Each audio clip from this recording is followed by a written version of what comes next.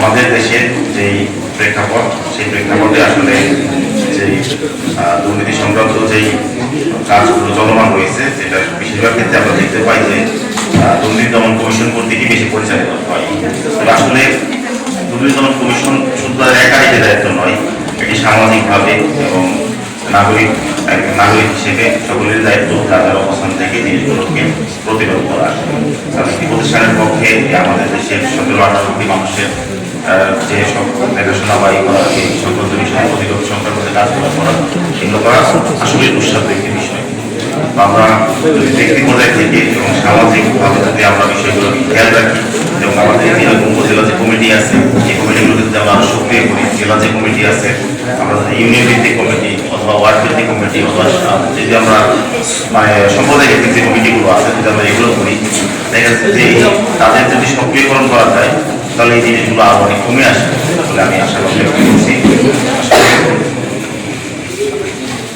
আমরা এখন যেই সময় অতিবাহিত করছি 2025 সাল, আমাদের বিজয়ের মাসগণনা, আমাদের স্বাধীনতার 54 বছর পূর্তি হবে আগামী 16 ডিসেম্বর 2025 তারিখে।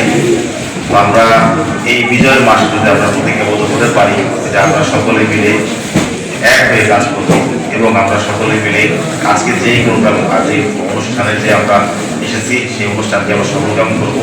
তারা আমাদের এই মাধ্যমে এই উপজেলার যে অন্যান্য ওয়ার্ড যারা আছে তাদেরকে আমরা এই মেসেজটি পৌঁছে দিতে পারবো যে আগে যেই ইটা আমরা দেখেছি সেইটা এখন নেই এবং ভবিষ্যতে এই ইটা আমাদের থাকবে না।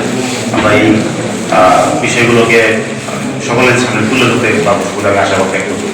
এছাড়া আমাদের যে অন্যান্য বেসরকারি প্রতিষ্ঠানগুলো আছে সেখানেও কিন্তু অনেক সমস্যা বা সেখানে কিন্তু অনেক করাপশন সংক্রান্ত বিষয় রয়েছে। তো আমরা শুধুমাত্র যে সরকারি প্রতিষ্ঠান বা সরকারি দপ্তরগুলোকে যদি আমরা একতরফা বলি সেটা এরকম নয়, কিন্তু যে অন্যান্য যে বেসরকারি প্রতিষ্ঠানগুলো আছে, বেসরকারি যে অন্যান্য জায়গাগুলো আছে সেখানেও এই জিনিসগুলো রয়েছে। তো আমরা যদি বিভিন্ন কমিটিকে সক্রিয় করতে পারি এবং আমাদের যে কোনো বিষয়ে যদি আমরা সংশ্লিষ্ট দপ্তরকে অবহিত করতে পারি, আশা করি এটা ধীরে ধীরে আরো অনেক কমে আসবে। অথবা এটা একদিনে 100 থেকে 200 আনা সম্ভব নয়। আমরা যদি কমাতে পারি, এই উপায়টি আমরা যদি কমাতে পারি তাহলে আমরা ধরে নিব যে আমাদের উন্নতি হচ্ছে এবং মুভমেন্ট আমরা দেখতে পাবো। তো আমরা এই কাজগুলো দেখতে চাই, আমরা শুধু বলেই আজকে থেমে যেতে চাই না। আমরা চাই পরবর্তী বছর মানে 2026 সালে যখন এই দিবস উদযাপিত হবে আমরা যদি বলতে পারি 2025 সালে আমরা যেটা দেখেছিলাম সেটা এখন নেই, যেটা আগের থেকে অনেক কমে গেছে, তাহলে সেক্ষেত্রে আমরা উল্লেখ করতে পারবো যে হ্যাঁ আমাদের উন্নতি হয়েছে। আমি সকলের সফলতা কামনা করি।